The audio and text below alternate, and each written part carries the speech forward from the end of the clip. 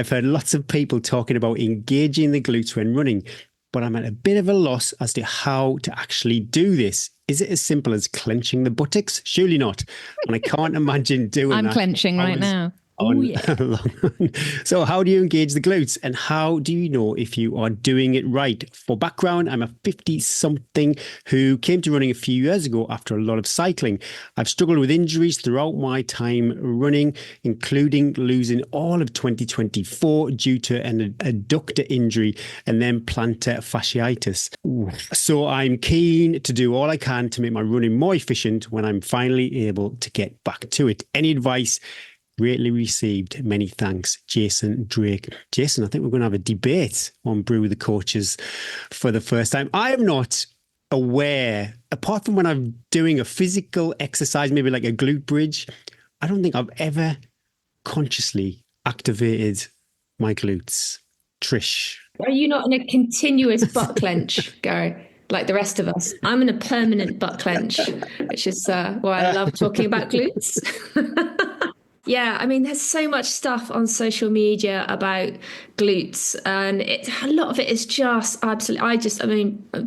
People might disagree, but I just think so much of it is absolute rubbish. Like the bottom line is, if you're running, you're using your glutes. Like otherwise you wouldn't be running. So you're using your glutes. What we really want to talk about when we talk about glute activation is how are we engaging the muscles and utilizing the body effectively across the body. So we don't want to be targeting one specific area. We want the body to work in unison. We want the body to work as one.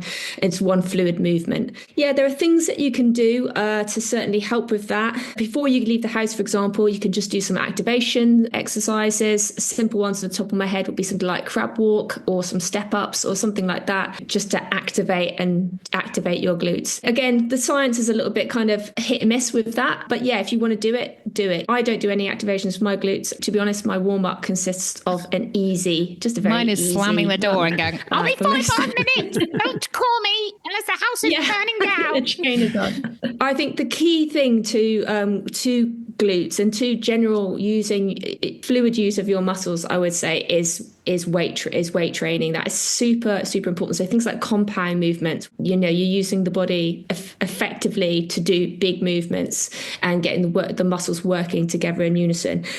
So I would say weight training if you're not doing that. The other piece in terms of the activation piece is as a side for the activation piece itself. So specific things like hill sprints. Hill sprints are absolutely excellent for glutes. So do hill sprints. Another thing is focus on your form. So if you're focused on your form, good posture, you'll automatically be thinking head tall, shoulders, hips, etc. That will then engage your body the way you need to be doing it. Another key one for form is strides. I don't think many things beat good form work like strides. So those are my top tips, and good luck with your glutes. Get clenching. Russell, go on, do it. Russell's been like... Well, no, Trish totally stole my thunder because, I feel like I agree with everything there. So the problem is I think people just don't understand why we're talking about glutes. The glute group of muscles is the biggest in the body, and the hip joint is the most important joint in the body in terms of running. So when you talk about anything else like foot strike, head position, shoulders, all of it fails to really fundamentally change the way you run.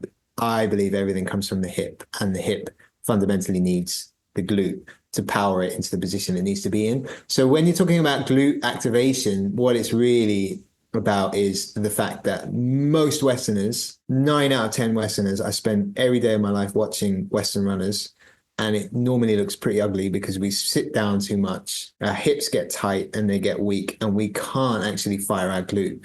So there's two things there. One is the position of your pelvis needs to be straight for the glute to fire, so you can do all the activation exercises you want in the world. You can do them till the cows come home, and it's not going to change the way you run.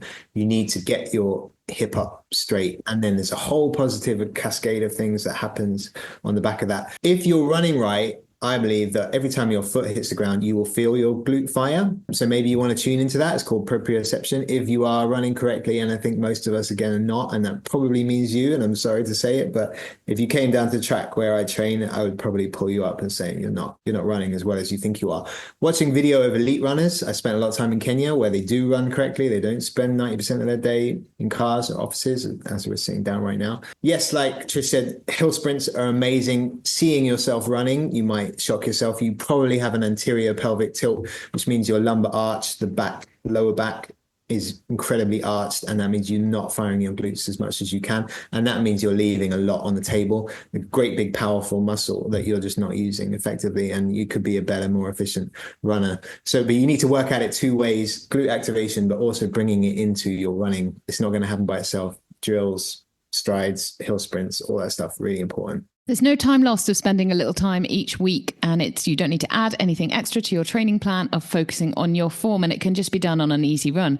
A simple way to just make sure that your pelvis is sitting in the right place, that your glutes are working, is just to almost the trigger point I find, and Russell, you've done a lot of work on this, is to relax the shoulders. Because if you tense the shoulders and roll your shoulders forward, which is what we often do, especially if we're trying to run fast, then everything goes out the back door because our head drops forward and then glutes stick out the back. But if we focus on pulling up tall, imagine that you're a puppet and there's a thread pulling you up tall, the shoulders will then relax, and you'll feel it if you're running along now. Almost imagine you have got a thread and you're pulling it up yourself, and you'll feel almost your shoulders drop, which is almost a sign to the rest of the body to relax, and you'll push those glutes underneath you as you're running, and just feel the difference it makes. As Trish says, strides make a really big difference as well, because they're not so hard that you're running a 5-minute effort and so it's too hard to concentrate. But 15 or 20 seconds of really good run form,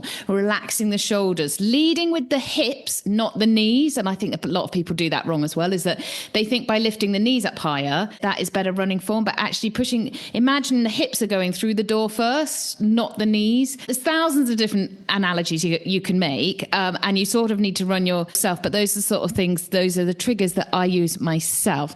And I'm a big believer as well that the glutes are always working, otherwise you would fall over. So when a physio says you don't activate your glutes, that's a load of baloney. But you don't activate them enough though, probably. But you're not using them, and you're probably overusing your hamstrings and your posterior chain as well, instead of your glutes. Your hip flexors, your quads. We love our quads. Yeah. So another really great thing to do is Pilates, because you cannot use your quads in Pilates. And if you have a good Pilates teacher and they see you're a runner, they'll go, I can see you are just using your quads for every single exercise. If you do have problems thinking, I don't know what they're talking about, these glutes, what even are glutes? Pilates is a great way to have to turn off every other muscle and really get into those sort of lower, deep core muscles. There's so much to be said. I think a lot of people get over stimulate, like it's just too much, because they're like, where do I even start?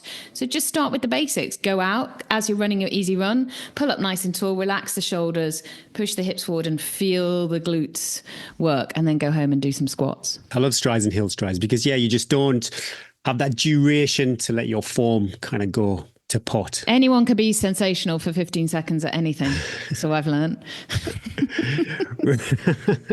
Rebecca, anything else to add? No, I would definitely agree with all of that. I think it's not so much activation, it's or engagement that you're consciously aware of, like clenching.